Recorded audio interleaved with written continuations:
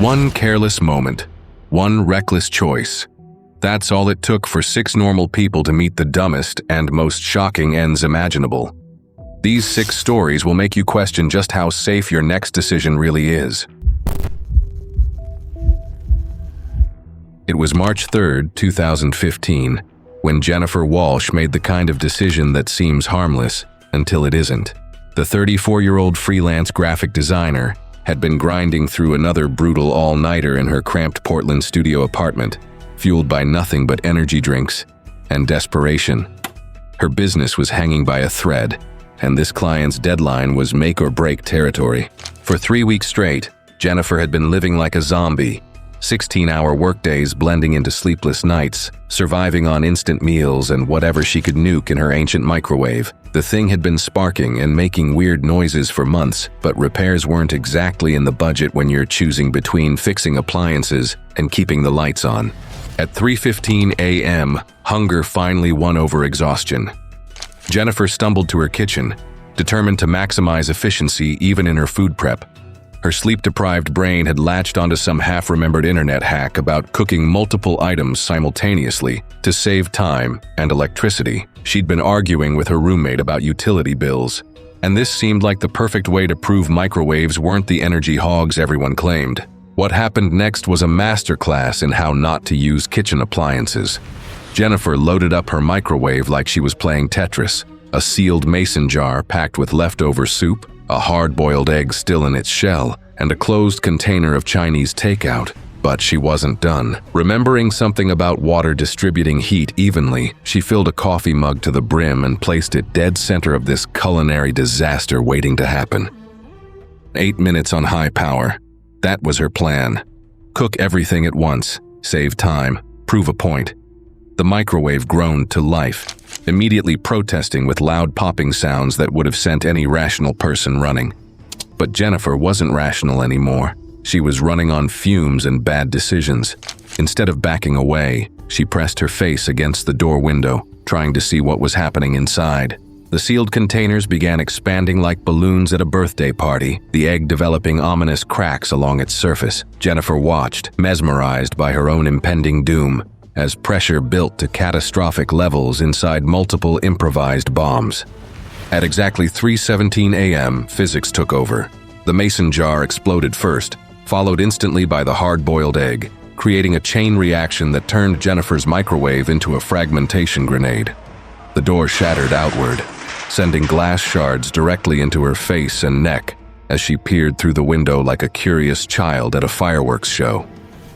One large fragment found its mark with surgical precision, severing her carotid artery while smaller pieces shredded her eyes and airways. Jennifer collapsed onto her kitchen floor, surrounded by a grotesque mixture of food debris, broken glass, and rapidly spreading blood. Within minutes, her makeshift efficiency experiment had efficiently ended her life. Her roommate found her 6 minutes later, awakened by what sounded like a small explosion. Paramedics arrived quickly, but Jennifer had already bled out on the linoleum floor of her studio apartment, a victim of her own exhausted logic and a fundamental misunderstanding of how pressure works. The fire department report described the cause clearly and concisely. Multiple sealed containers had been microwaved at once, effectively turning them into pressure bombs. According to her roommate, the victim had a habit of cutting corners, often choosing speed and low cost over safety, and rarely took the time to read instructions. Jennifer Walsh died because she treated her microwave like a magic box instead of the radiation-powered heating device it actually was, proving that sometimes the most dangerous enemy is our own impatience.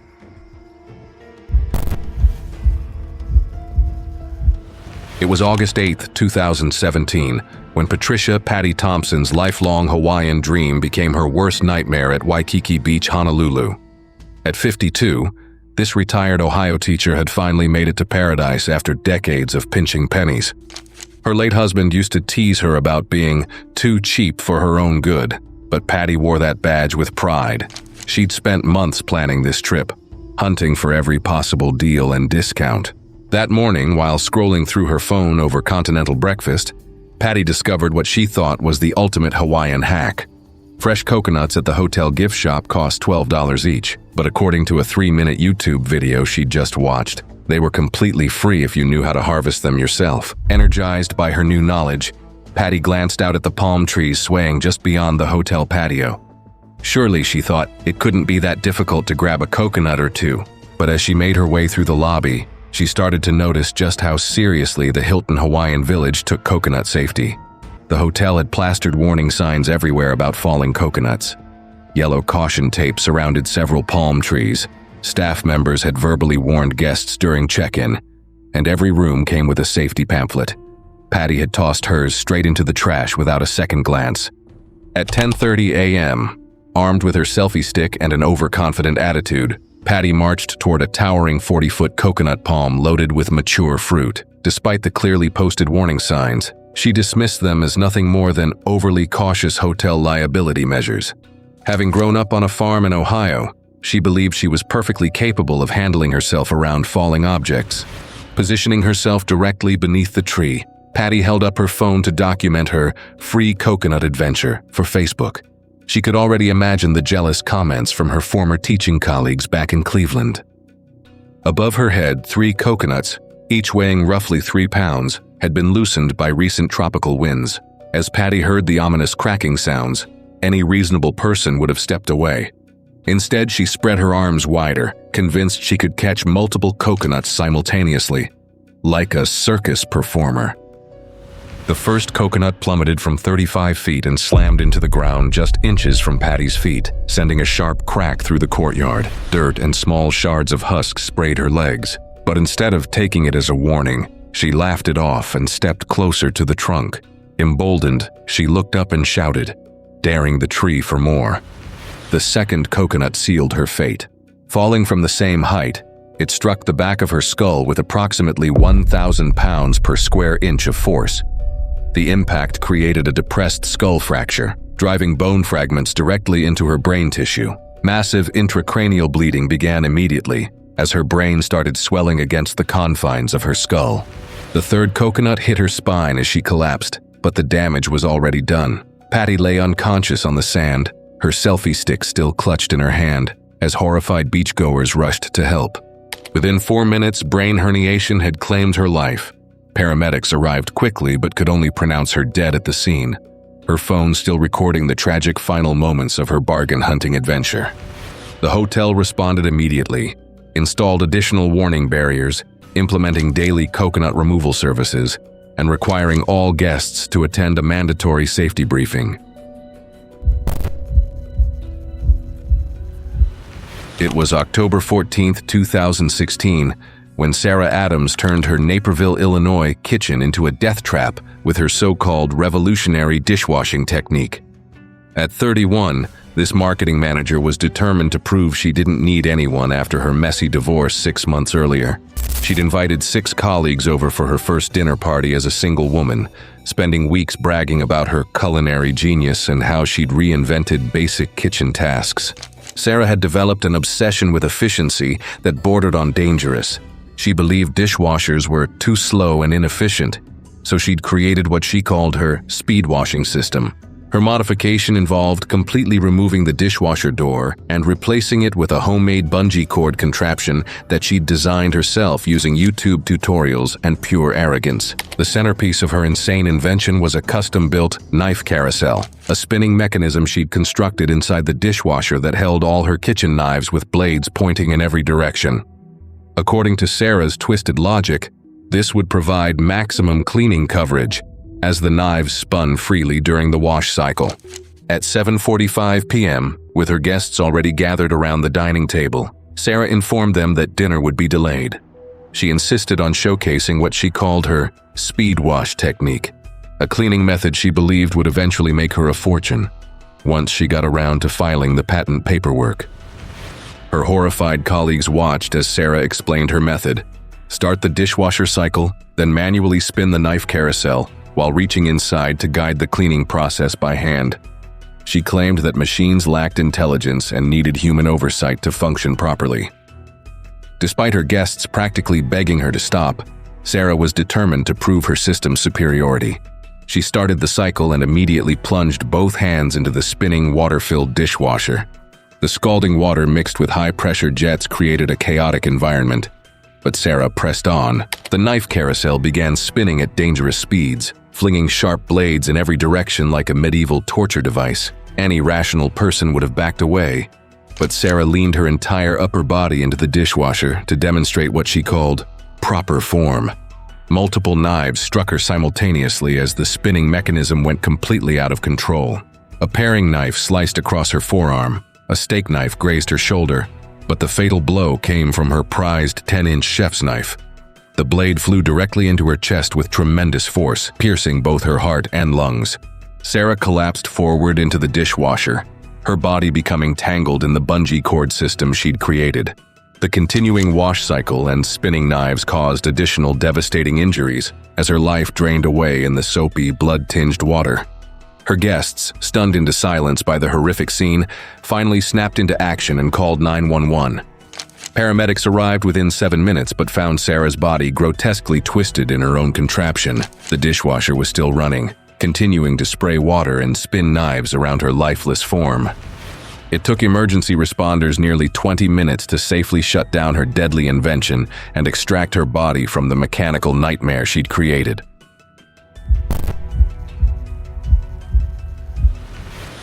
It was May 18, 2015, when Amanda Rodriguez thought she had found the perfect solution to navigating her tech company's massive 50-acre campus in Austin, Texas.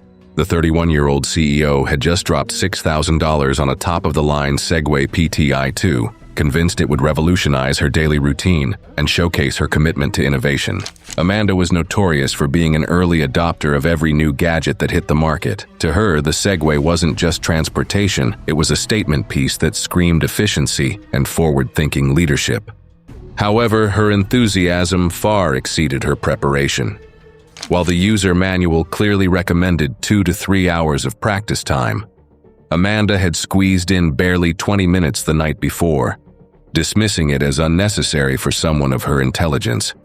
Her assistant had specifically warned her about the steep concrete staircase that led down to the campus fountain courtyard, but Amanda waved off the concern with typical confidence. She had an important investor meeting to attend, and nothing was going to slow her down, especially not some overly cautious safety advice. At exactly 2:15 that afternoon, Amanda was cruising across the campus at the Segway's maximum speed of 12.5 miles per hour. She was deep in an animated conference call through her Bluetooth headset, gesturing wildly with her hands as she discussed quarterly projections with potential investors. Her attention was completely divided between the high-stakes conversation and her surroundings. As she approached the top of the 15-step concrete staircase, Amanda was so engrossed in her phone call that she failed to notice where she was heading. The Segway, designed for smooth surfaces and gentle inclines, had no capability to handle stairs. Without engaging the steering mechanism to turn away, she rode straight toward the edge of the staircase. The front wheels rolled over the first step, immediately causing the platform to tilt forward at a dangerous 45-degree angle. Amanda was launched forward off the platform, but her right foot became trapped in the steering mechanism, creating a horrifying tether between her body and the 103-pound machine. She tumbled headfirst down the concrete steps, while still partially attached to the runaway Segway. Her skull struck the sharp concrete edge of the 7th step with tremendous force, causing a massive basilar skull fracture that would prove instantly fatal. The Segway continued its destructive descent, eventually landing directly on top of her, crushing her ribcage and rupturing her spleen with its considerable weight. The severe traumatic brain injury and internal bleeding caused Amanda to lose consciousness immediately. Despite the quick response from several employees who witnessed the accident and called 911, paramedics could only pronounce her dead at the scene. She had died within 2 minutes of the initial impact. The tragedy prompted immediate changes across the corporate campus. The company banned all personal transportation devices and installed safety barriers around every stairway. Amanda's death became a cautionary tale about the dangers of overconfidence and distraction, proving that even the most innovative technology can become deadly when combined with human error and poor judgment.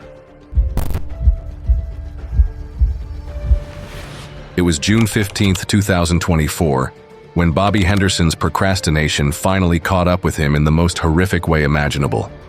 The 52-year-old insurance adjuster from Columbus, Ohio, had been putting off his yard work for 3 solid weeks, choosing golf games and work obligations over basic home maintenance. Bobby's homeowners association wasn't amused by his neglect. 2 warning letters had already arrived, threatening fines for his overgrown grass that violated neighborhood standards. That Saturday morning, his wife delivered an ultimatum that cut through his excuses like a blade. Either he mowed the lawn immediately, or she was hiring a professional service and billing him for the embarrassment. Rushing outside without his usual pre-mowing inspection, Bobby skipped breakfast entirely to get an early start before the summer heat became unbearable. His riding mower hadn't been serviced in 2 years, but he figured it would hold up for one more season. The thick morning dew coating the overgrown grass should have been his first warning sign, but Bobby was focused solely on finishing before his 10 o'clock tea time. At exactly 7 in the morning, Bobby fired up the mower and began cutting at maximum speed, determined to complete the job as quickly as possible. The wet, thick grass created clumpy piles that his neglected machine struggled to handle effectively. After 20 minutes of aggressive mowing, disaster struck when the soggy grass clippings became hopelessly tangled around the mower deck and discharge chute. The engine began bogging down under the strain, but instead of following basic safety protocol, Bobby made a fatal decision. He left the engine running and dismounted to clear the jam by hand, completely ignoring the fundamental rule of lawn mower operation: always turn off the engine before performing any maintenance. As Bobby bent down to pull the tangled grass from underneath the 42-inch cutting deck, his foot slipped on the treacherous wet morning dew. He fell directly toward the spinning blades, which were still engaged and rotating at full deadly speed. The razor-sharp cutting blades struck his torso and arms with devastating force, causing massive lacerations and severing major blood vessels throughout his upper body. The simple failure to hit the off switch before clearing the jam cost Bobby everything. He bled out within minutes on his own front lawn, his life ending in the most preventable way possible. His wife discovered his mangled body 30 minutes later when she brought him his morning coffee, immediately calling 911 despite knowing it was far too late. The tragic incident prompted the neighborhood association to distribute comprehensive lawnmower safety pamphlets to every household, hoping to prevent another senseless death. Bobby's story became a grim reminder that basic safety protocols exist for good reason, and that no schedule is worth risking your life over a simple yard maintenance task. It was September 16, 2016, when Michael Davis made the fatal mistake that would end his life at just 31 years old. The insurance adjuster from rural Montana had recently purchased his first handgun, a Glock 19, after completing a basic firearm safety course just 3 weeks earlier. With hunting season approaching and plans to join his father-in-law on his first hunting trip, Michael was eager to improve his shooting skills. That Saturday afternoon, the private outdoor range sat empty under the Montana sky, with no range safety officer present to supervise. Michael had been practicing for over an hour, feeling increasingly confident with each shot. However, despite his recent training, he had developed dangerous habits from watching too many action movies, including the deadly practice of keeping his finger on the trigger while handling his weapon. At 3:20 p.m., after finishing his target practice, Michael decided to clean his pistol at the shooting bench. This routine maintenance should have been straightforward, but Michael made a critical error that would prove fatal. He removed the magazine from his Glock but failed to perform the most basic safety check, ensuring no round remained chambered in the barrel. As he began the disassembly process, Michael struggled with the unfamiliar mechanism. To get a better angle on the disassembly lever, he pointed the muzzle directly toward his chest. His finger remained dangerously positioned on the trigger as he applied increasing pressure, fighting with the stubborn components. The chambered 9mm hollow point round fired without warning, the muzzle flash searing his shirt as the bullet entered just below his sternum at point-blank range. The hollow point ammunition performed exactly as designed, expanding rapidly as it tore through his diaphragm and into his heart. The devastating projectile ripped through his left ventricle, creating massive internal damage before exiting through his back with a 2-inch wound. Michael dropped the smoking pistol and staggered backward, blood pouring from both entry and exit wounds. His heart, now filling rapidly with blood, began failing within seconds. Cardiac tamponade set in as the blood-filled pericardium prevented his heart from beating effectively. Within 30 seconds, he collapsed in cardiac arrest, his body shutting down from catastrophic blood loss. 20 minutes later, a neighboring rancher investigating the gunshot discovered Michael's lifeless body sprawled beside the shooting bench. The scene told the tragic story: a loaded weapon, an empty magazine nearby, and blood pooling beneath the victim who had violated every fundamental rule of gun safety. Michael's eagerness to practice had been overshadowed by his failure to respect the deadly potential of his weapon. In his rush to become proficient, he had forgotten the most important lesson from his safety course: treat every gun as if it's loaded, because sometimes it is. If these stories made you rethink your everyday choices, just wait until you see what's next. Don't miss our next video. It's even crazier and you won't believe how it ends. Click now to keep the surprises coming.